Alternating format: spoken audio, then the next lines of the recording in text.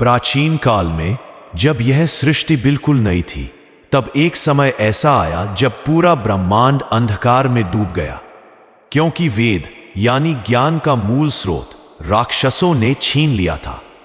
वेदों के बिना यज्ञ रुक गए, धर्म बुझ गया और देवताओं की शक्तियां क्षीण पड़ने लगी। दैत्यों में दो भाई थे, मधु और कैटभ।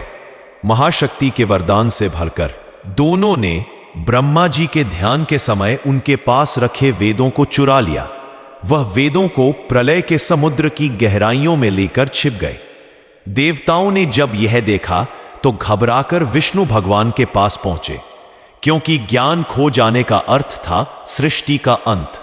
उसी समय भगवान विष्णु शेषनाग पर योग निद्रा में थे। देवताओं ने उन्हें जगाने की कोशिश की, पर एक अजीब बात हुई। जब विष्णु जागे तो उनका सिर अचानक अलग हो गया। यह कोई दुर्घटना नहीं थी, यह संकेत था कि ज्ञान को बचाने के लिए विष्णु को एक नया रूप धारण करना होगा। एक ऐसा रूप जिसमें मानव का शरीर और घोड़े का सिर हो, जो गहराई में छिपे ज्ञान को भेद सके।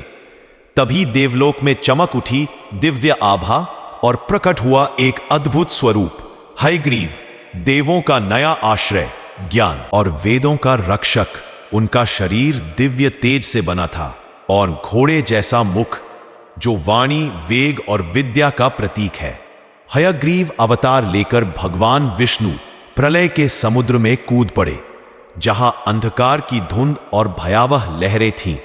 समुद्र के तल पर बैठे थे मधु और कैटभ। दोनों राक्षस हंसे, बोले, ज्ञान अब हमारा है, देवता कभी इसे वापस नहीं ले पाएंगे। पर भगवान हयग्रीव ने दिव्य स्वर में कहा, ज्ञान कभी भी अधर्म का दास नहीं बन सकता। युद्ध आरंभ हुआ, लाखों वर्षों जितना भयंकर। अंत में दोनों राक्षस परास्त हुए और वेद फिर से देवताओं को सौंपे गए। जैसे ही वेद वापस आए, पूरी सृष्टि में प्रकाश लौट आया। धर्म फिर से स्थापित हुआ।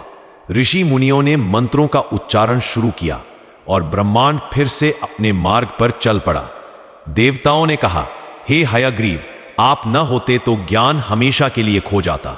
विष्णु मुस्कुराए और बोले, जब तक ज्ञान की रक्षा करनी होगी, मैं हयग्रीव स्वरूप में अवश्य आऊंगा।